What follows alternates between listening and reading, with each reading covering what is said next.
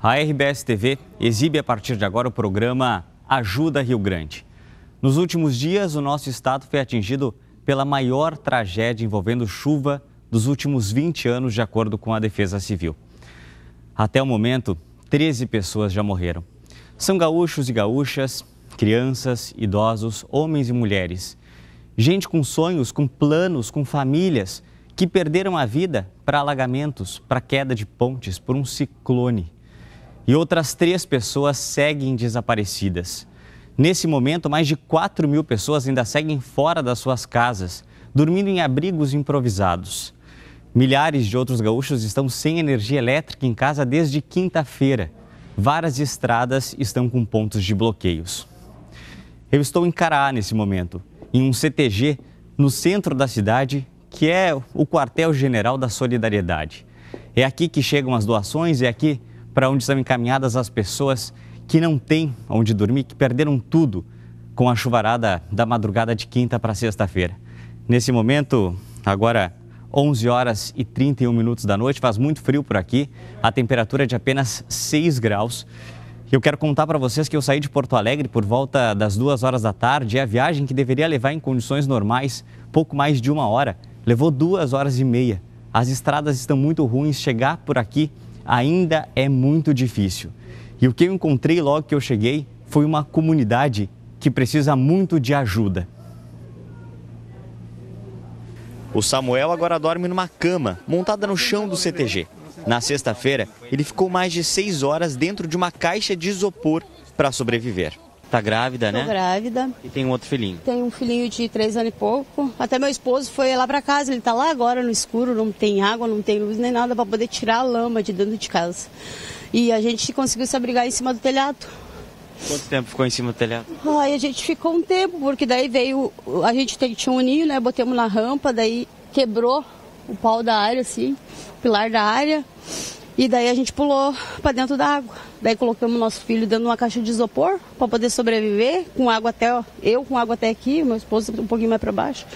E não foi fácil. Foi uma das piores coisas que a gente já viu em toda a vida. Cena de filme de terror. Caraá é um dos locais mais atingidos. 3 pessoas morreram e outras 3 estão desaparecidas.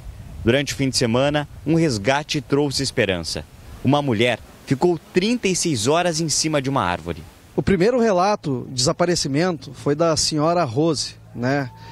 Onde as águas acabaram carregando ela em torno de 8 quilômetros de onde ela morava, né? Ela conseguiu se agarrar em uma árvore e depois disso, quando a água baixou, vizinhos próximos disso acabaram encontrando ela. Caraá faz parte oficialmente do litoral norte, mas a cidade é no meio de um vale, entre vários rios. Entre eles, o Rio dos Sinos. São 292 quilômetros quadrados de área, a cerca de 90 quilômetros da capital, e tem cerca de 8.000 habitantes. As imagens do alto impressionam. Foram mais de 200 milímetros de chuva em menos de 2 horas.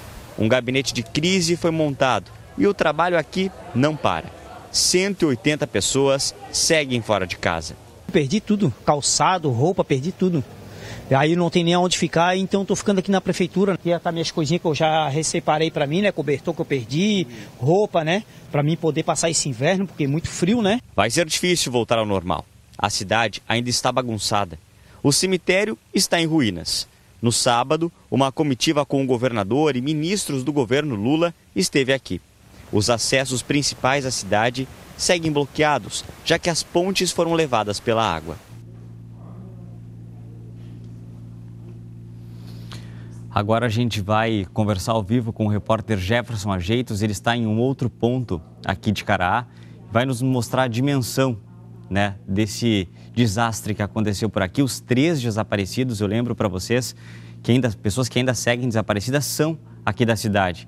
Jefferson, boa noite. Qual a situação do local onde você está?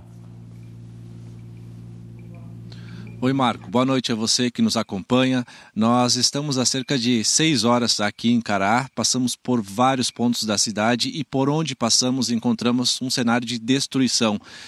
Aqui neste ponto da cidade a água passou com muita força. Tanta força que derrubou esse muro aqui. Você vê o muro e a cerca já colocados, levados ao chão.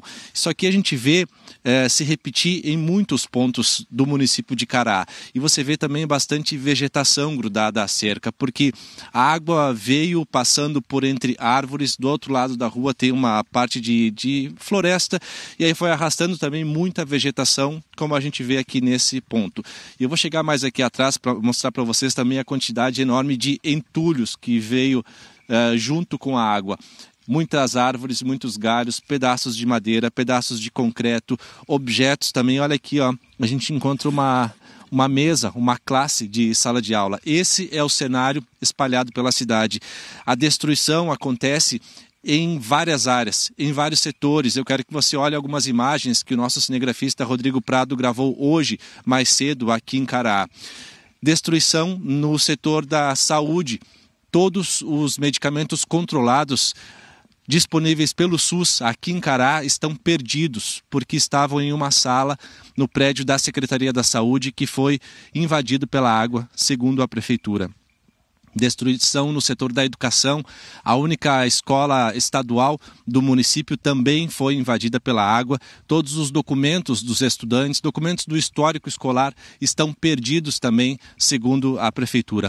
No setor da agricultura, os prejuízos são enormes e ainda incalculáveis. Muitas famílias de agricultores perderam tudo o que tinham. Uma delas perdeu uma plantação fumageira que daria a renda disponível para a família por um ano inteiro. Então você imagina, prejuízos também para outras famílias que plantam verduras, batata, mandioca. Os prejuízos ainda vão ser calculados. Aqui na imagem ao vivo, você consegue ver também um tronco de uma árvore que foi arrastado. A gente não sabe por quantos metros foi arrastado.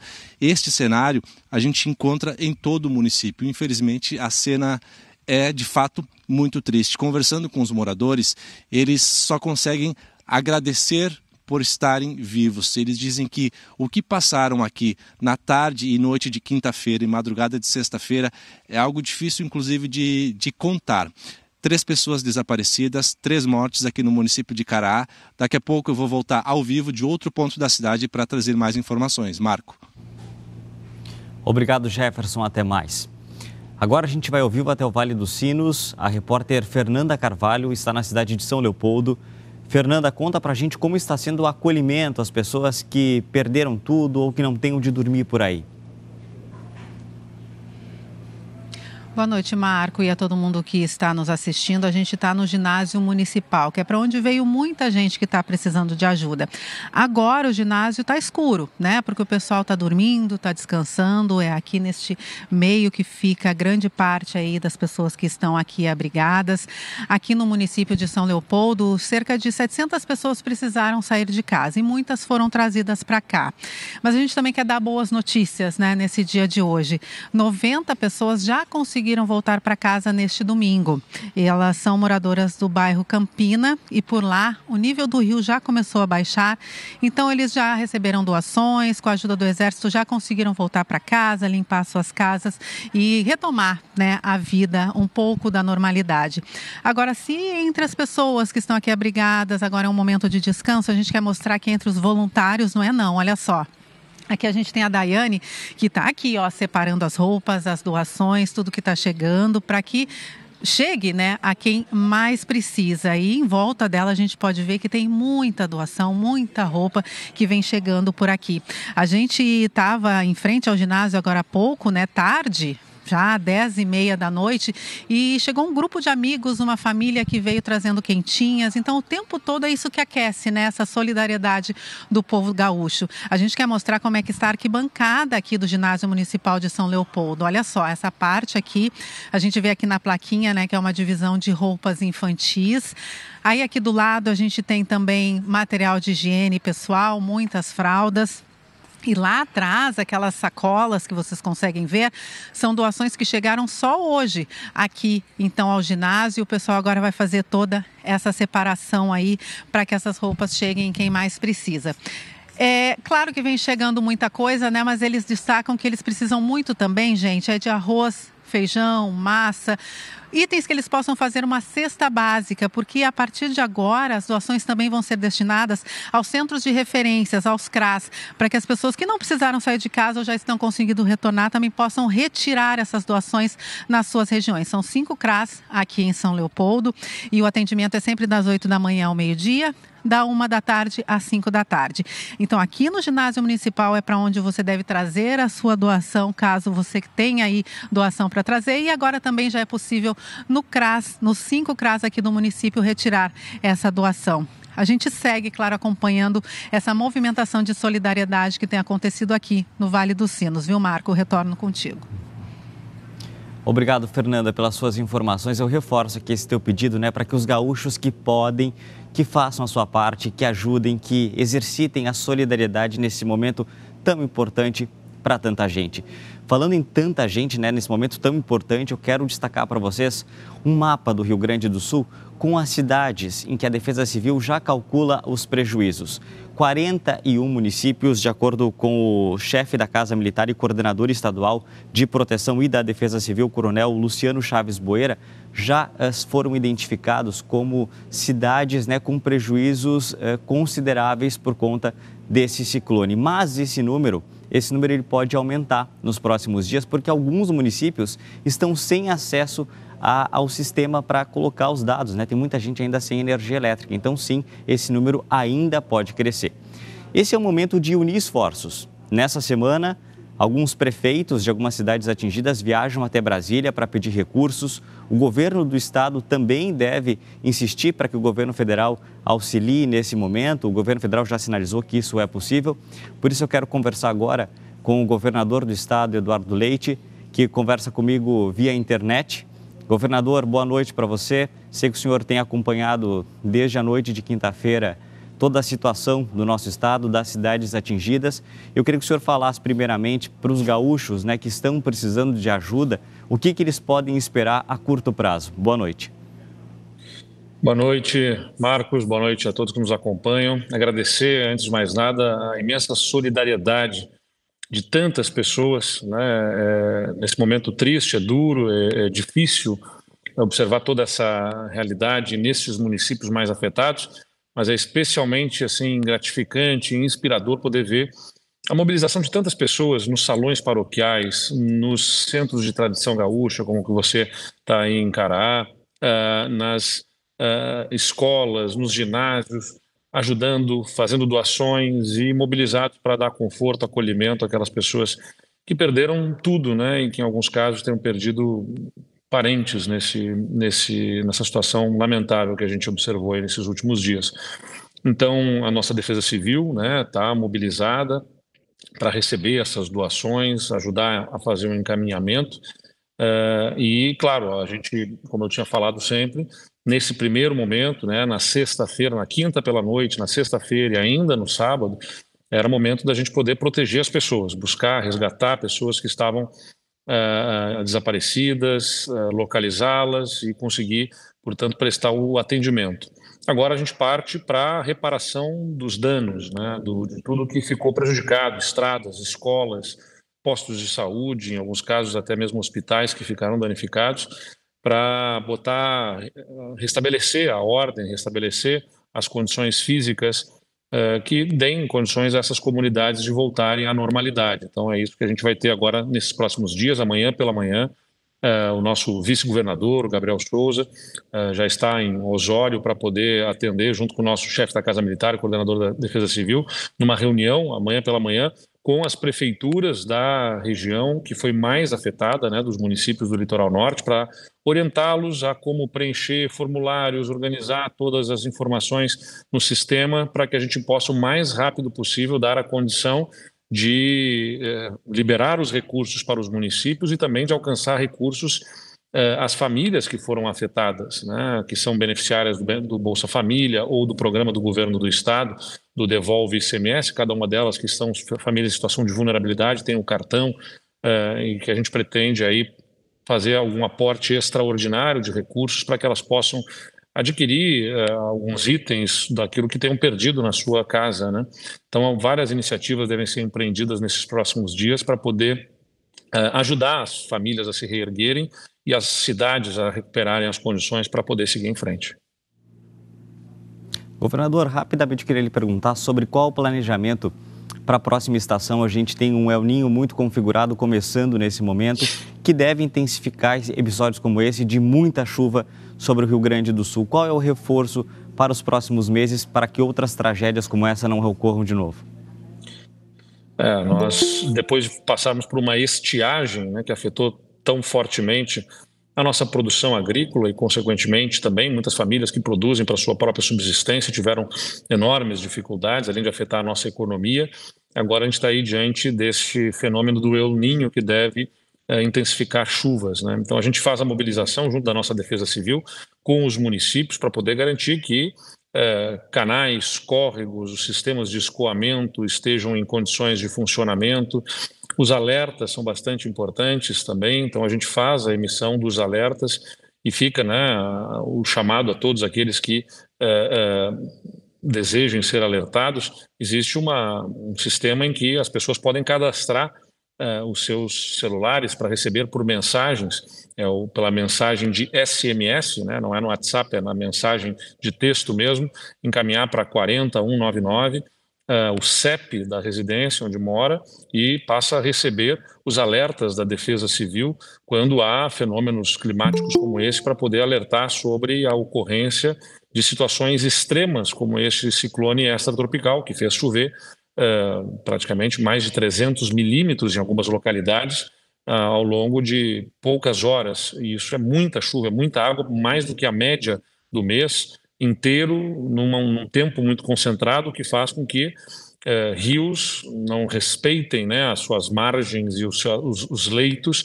transbordando, arrastando o que tiver pela frente. As imagens são muito impactantes, vocês estão mostrando aí do que foi arrastando, das árvores, de matas inteiras levadas, né, dobradas por conta da força da correnteza. Então, sem dúvida nenhuma, o momento de todos estarem em alerta, sempre acompanhando a emissão desses alertas pela Defesa Civil, para que a gente possa proteger as vidas, que sem dúvida nenhuma é a maior preocupação. Os bens materiais, naturalmente, né, a gente corre atrás aí para poder superar e conseguir restabelecer. Agora, as vidas humanas, essas não podem ser repostas. A gente lamenta cada uma delas, né, porque 13 vidas perdidas são famílias aí que são, às vezes, destroçadas. Pessoas que podem parecer um número pequeno diante de uma população enorme, mas para cada família 100% que foi perdido. E isso é muito doloroso e a gente não pode observar isso sem sentir, né? E devemos, portanto, nos preparar para outras situações que mereçam também a atenção das nossas equipes. Governador, muito obrigado pela sua entrevista para a gente ao vivo nesse domingo à noite, um domingo tão triste para os gaúchos, né? Nos últimos dias a gente viveu um episódio de uma tragédia que não acontecia há pelo menos 20 anos no Rio Grande do Sul. Obrigado e bom trabalho, governador. Agora eu quero mostrar para vocês a situação da cidade de Montenegro. Isso porque o rio lá na cidade ainda não está baixando e muita gente segue fora de casa. Nas ruas submersas, o barco é o único transporte possível. Nas casas ilhadas, resta esperar o rio baixar para se ter uma dimensão do que foi perdido. E onde a água já escoou, é a lama que toma conta. Tem muita gente aqui, o bairro, por exemplo, que é um bairro municipal, que é um bairro mais baixo ainda, eles estão sofrendo mais lá, com lógica. Eu aqui tenho problema, 24 horas que a água dura aqui, mas o outro pessoal aí sofre muito mais, né? Não adianta. Abrigada em um ginásio junto com outras 30 pessoas, Leia pôde vestir roupas secas e tentar descansar depois de tanta agonia. Ontem de noite, a água dentro de casa estava acima do joelho, né? Quando eu estava dentro de casa, eu estava empoleirada em cima da estante, porque eu não podia ficar no chão, né? E aí, a hora que eles foram me buscar, aí a água estava no meu pescoço. Quando eu desci... Mãe de 4 filhos, a Michele também está no ginásio, mas conseguiu voltar em casa na manhã de domingo. Quase não encontrou móveis ou eletrodomésticos em condições de uso. Minha cama está toda molhada, minhas cobertas, o jogo de cozinha caiu para baixo, o sofá não tem nem onde sentar. Não onde sentar, as roupas tudo molhado, tudo, molhou tudo. Geladeira ficou dentro da água, máquina, tudo, estragou tudo. Quando nós voltar amanhã para casa, não temos nada. O rio Caí chegou a ultrapassar em 4 metros o nível considerado normal. 3.000 pessoas foram atingidas pela enchente. Pelo menos 150 famílias precisaram sair de casa. E em questão de 2 horas, a cidade foi inundada. Nos pegou de surpresa. Nós estamos preocupados agora com o recuo das águas, a limpeza das ruas, tá? Alimentos para essas famílias que ficaram em suas residências, que não quiseram abandonar as suas casas. Nós estamos fornecendo alimentos, tá? Material de limpeza, tá? Diretamente lá onde elas estão. Em Montenegro, a pronta resposta se deu também na forma de solidariedade. Aqui neste ginásio foi montada uma central de arrecadação e distribuição de doações. A todo instante chegam famílias em busca de alimentos, roupas secas e produtos de higiene. Tem chegado bastante doação, a gente tem ficado bastante feliz, né, com a coleta, mas assim, o que está faltando para nós é o setor infantil, principalmente o masculino, né, criança. A gente foi pego de surpresa, tem 4 crianças, mora eu, minha mãe e mais uns irmãos meus. Entrou bastante água lá, molhou os colchão, tudo. A gente tinha roupa, alimentos, tudo, molhou tudo. Geladeira, máquina de lavar, centrífuga, tudo. As pessoas interessadas em virem aqui para retirar uma cesta básica ou também pegar uma roupa, né, elas vêm aqui, se cadastram através da assistência de saúde, da assistência social, aí elas saem aqui com um kit. E também temos uma equipe, juntamente com o apoio logístico do Corpo de Bombeiros e do Exército, fazendo um mapeamento das áreas atingidas para também fazer a entrega nesses locais. Esperando a hora de voltar para casa, Leia, que está desempregada, tem esperança de conseguir reaver pelo menos parte do que perdeu na cheia. Lutar, trabalhar e conseguir, né, as coisas. É isso, tem mais o que fazer, né? É isso, Leia. Coragem que vai dar tudo certo, sim.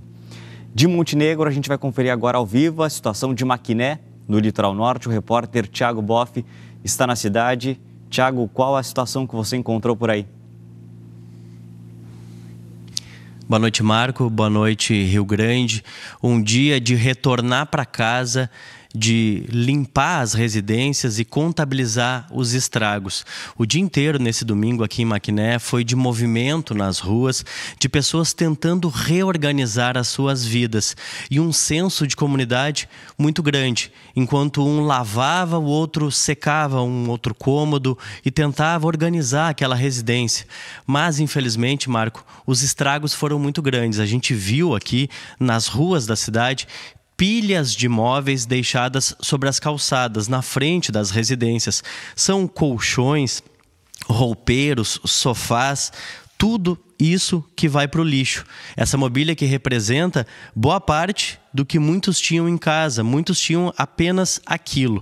A água no centro da cidade baixou, mas tem nesse município de 7 mil habitantes ainda algumas regiões ilhadas, como no distrito de Barra do Ouro. Lá, cerca de 1.000 pessoas não têm acesso nem de barco. Tanto que hoje um helicóptero da Brigada Militar entregou remédios, roupas e também água para essa população. 250 famílias que não vão conseguir nem ir para a aula amanhã. As aulas estão suspensas em Maquiné. Conversamos com alguns moradores que aqui na região do centro, onde a água já baixou, decidiram não dormir nas suas casas. Organizaram a residência, mas vão dormir na casa de um outro parente ou de um amigo por causa da umidade. E eles vão contar essas histórias para nós. E como foi na hora do temporal? Preocupante, porque a gente tem as crianças pequenas, né? A gente preocupado, a gente saiu apavorado, na verdade, né? Mas agora tá tranquilo, fazer o quê, né? Vamos recuperar e ir pra frente. Agradeço muito a Deus por tudo, mas eu acho que as situações que a gente se encontra hoje, a gente tem que agradecer a Deus por tudo, por causa que a vida, a gente tendo a vida e tendo saúde, né? A gente constrói essa, sabe? Com a ajuda do pessoal também. E não é a primeira vez, né? A primeira enchente, não é a primeira vez que eu perco tudo, né? Então, eu acho assim que... Não vou dizer que a gente está acostumado, que a gente não está acostumado com isso, porque tem gente pior do que a gente na situação. Muito pior. Gente que perdeu a casa, gente que perdeu a vida, sabe? Então, eu acho assim que Deus sabe o que faz. Assim como tu estás aí em Caraá, Marco, num local de solidariedade, aqui também no salão da paróquia da cidade, muitas doações. Tem calçados, roupas, mantas, calças, mais de 5.000 peças que a gente está vendo nas imagens do Alessandro Agentes. Hoje teve, Marco, uma corrida dos prefeitos para conseguir chegar nos decretos de calamidade e de emergência. A Defesa Civil explica como vai funcionar esse serviço de assessoria. Nós estamos aqui no Comando Regional da Brigada Militar aqui do Litoral. A Defesa Civil montou um gabinete de crise aqui nesse estabelecimento. Vieram colegas aqui de todas as partes do estado e de outras regionais da Defesa Civil. E a nossa intenção agora é nós deslocarmos a todos os 41 municípios do estado, né? Aqui da região metropolitana são 27 municípios e a intenção é que amanhã todos eles recebam visita dos integrantes da Defesa Civil para que possamos orientar os prefeitos e os coordenadores de Defesa Civil quanto à documentação necessária para que os decretos de situação de emergência sejam homologados pelo Estado e reconhecidos pela União. No próximo bloco eu conto para vocês como foi esse fenômeno que atingiu o Rio Grande do Sul, qual a intensidade deles e também qual será a previsão do tempo para essa semana.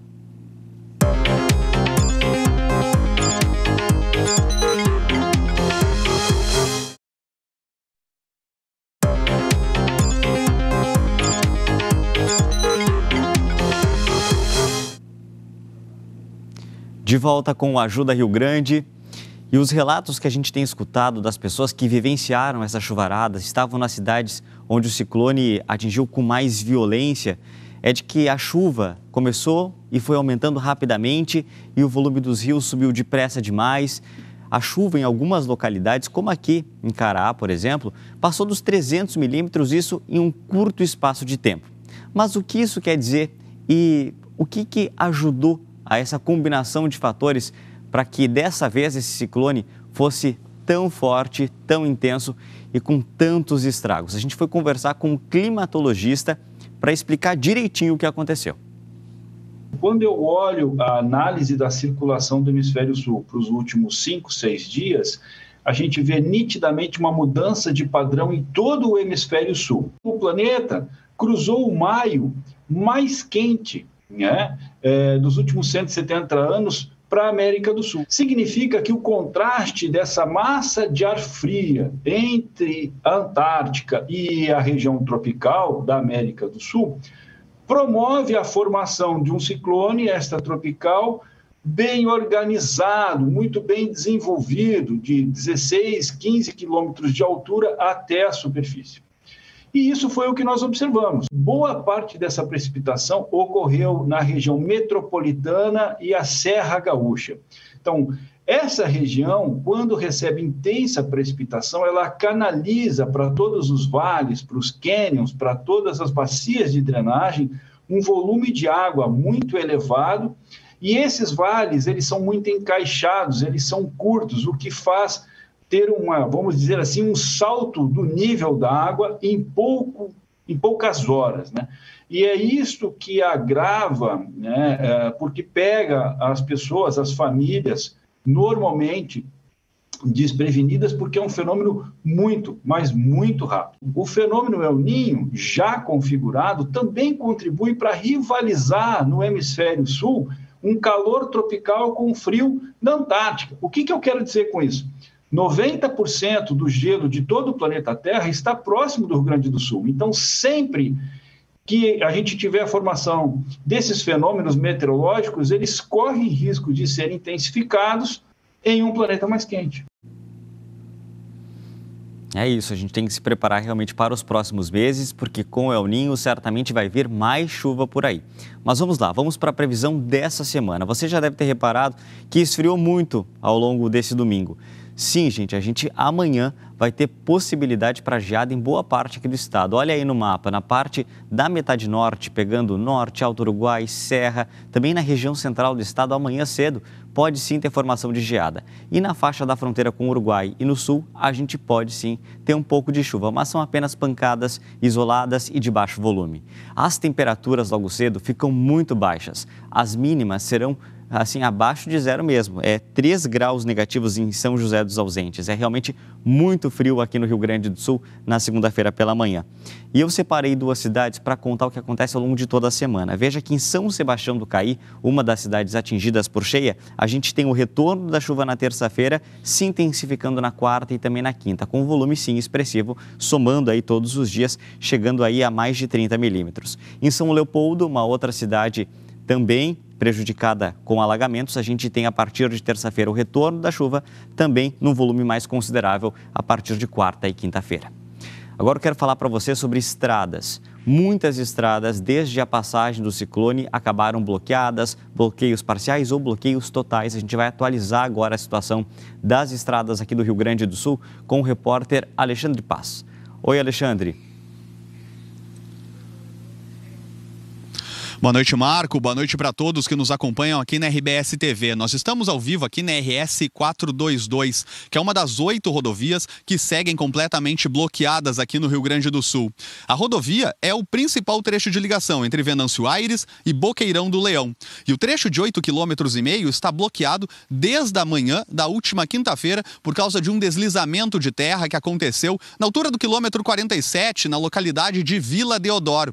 Esse deslizamento de terra ocasionou um monte de terra de cerca de 5 metros de altura e por causa disso não há como passar por ali. Nós temos imagens para mostrar do trabalho da prefeitura que vem sendo realizado desde ontem para tirar essa terra da pista, desobstruir o local. Porém, por causa das fortes chuvas que caíram por aqui nos últimos dias, o trabalho precisa ser realizado com muita calma, pois há risco de novos deslizamentos. Em Venâncio Aires, choveu 280 milímetros em apenas 36 horas. Isso é o equivalente do que deveria chover no município em cerca de 4 meses. Por causa disso, 16 pessoas foram tiradas de suas residências, porém, elas já voltaram para casa, mas muitas delas perderam tudo. Em virtude disso, Defesa Civil e Prefeitura estão realizando um mutirão pedindo doações de roupas, móveis, alimentos e itens de higiene para que seja doado para essas pessoas que perderam tudo. Devem ser entregues esses itens na Jacob Becker, número 1723, onde fica o Corpo de Bombeiros. Eu estou aqui ao vivo com o coordenador da Defesa Civil, que vai nos falar um pouquinho de como está o trabalho de limpeza. Dá para liberar o local amanhã? Boa tarde, boa noite. Boa noite. Estamos aqui realizando o trabalho desde da último sábado, agora do meio-dia, e não temos previsão ainda para a liberação da via, por questões de segurança. A nossa equipe lá está trabalhando cautelosamente, porque ainda requer cuidados ali nesse trecho da RS 422. Não libera amanhã? Não temos previsão para liberação. Muito obrigado. Além da 422, outras 7 rodovias seguem completamente bloqueadas aqui no estado. Marco, volto para o estúdio contigo. Obrigado, Alexandre, pelas suas informações. No próximo bloco, a gente vai mostrar para você o que disse o filho de uma das vítimas dessa tragédia. O pai dele, ex-jogador do Lajeadense, morreu. E também vamos atualizar a situação de Esteio, na região metropolitana da capital.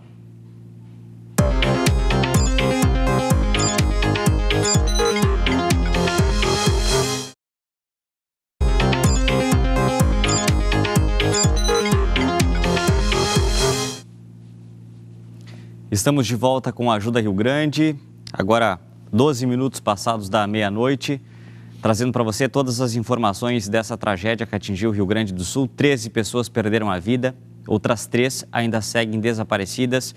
E o G1RS conversou com o familiar de uma das pessoas que morreu aqui no nosso estado. A gente vai falar agora com a Lilian Lima, que tem as informações sobre essa entrevista. Boa noite, Lilian. Boa noite, Marco. Boa noite para quem nos acompanha. O G1 conversou com famílias que perderam alguém nos alagamentos. Entre as vítimas está o Francisco Gumercindo dos Santos.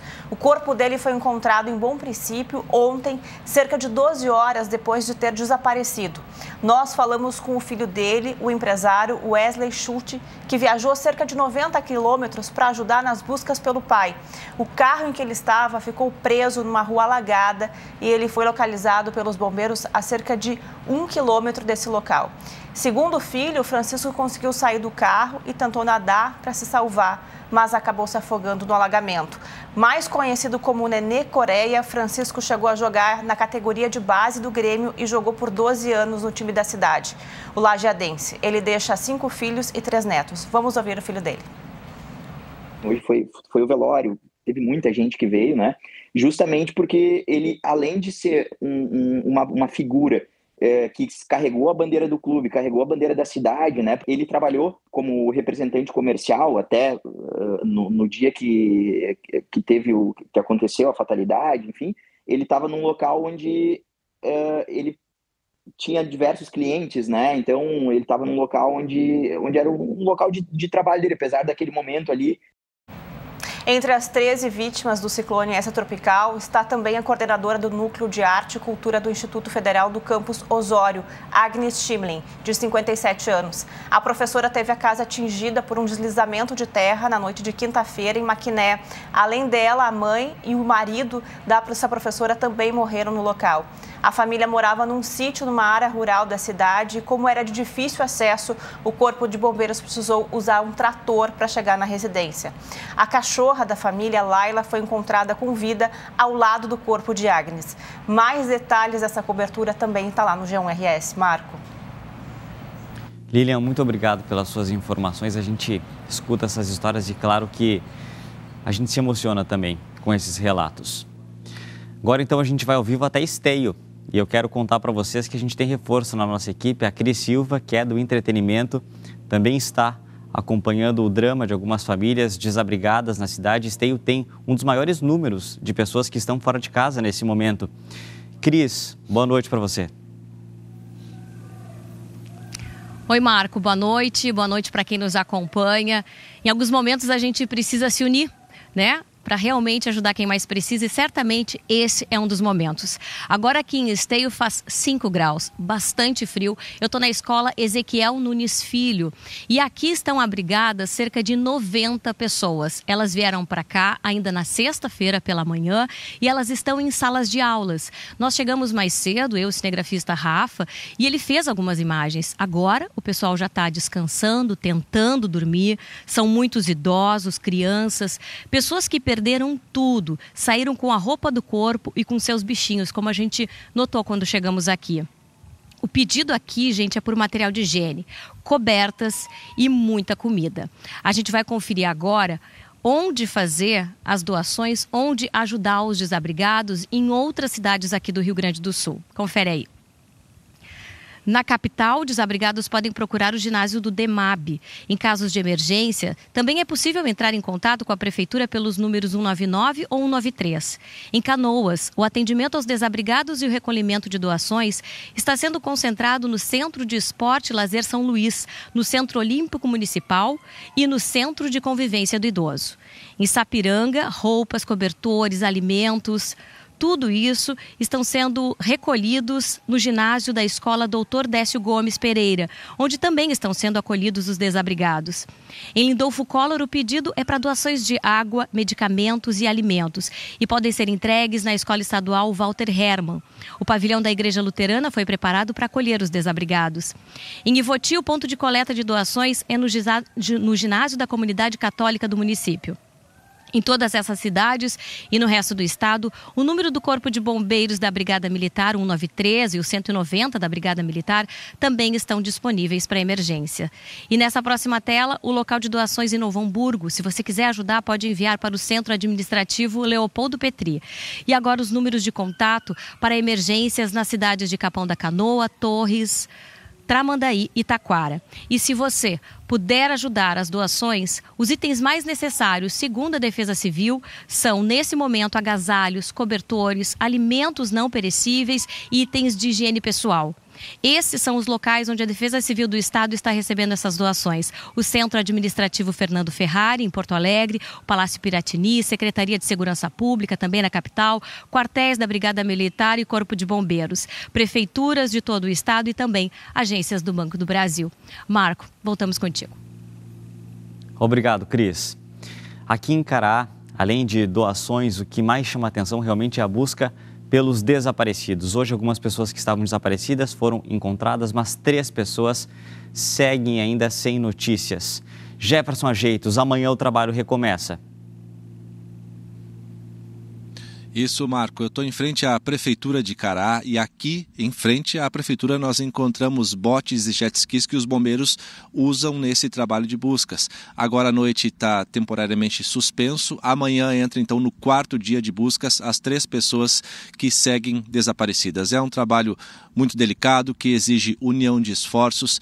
O balanço mais recente da Defesa Civil indica que 180 moradores de Cará estão desabrigados. Nesse momento estão dormindo de forma improvisada nas casas de amigos e parentes. E mesmo quem já conseguiu voltar para casa, nesse momento encara um cenário muito difícil, de muita umidade e muito frio. O termômetro marca a temperatura de 5 graus nesse momento. A sensação é de temperatura ainda mais baixa por causa da umidade. Fica a nossa solidariedade às famílias atingidas e a todo o município que agora trabalha para retomar a vida. Marco. Muito obrigado, Jefferson, pelas suas informações. Quero encaminhar esse programa para o encerramento e pedir para você que está em casa, que se sensibilizou com essas histórias, que não foi atingido por esses temporais, que se você puder ajudar, faça isso. Como fazer isso? A gente mostrou ao longo do programa, mas se você ainda tem alguma dúvida, acesse o nosso site, o G1RS. Lá tem o contato de todas as prefeituras, de todas as unidades da Defesa Civil das cidades atingidas e um passo a passo de como você pode fazer a sua doação. Em alguns locais é levando algum material, em outros é fazendo algum tipo de movimentação financeira, um Pix, para algumas contas que estão sendo disponibilizadas também. Então, se você puder ajudar, ajude. A nossa cobertura continua amanhã às 6 da manhã no Bom Dia Rio Grande. Até!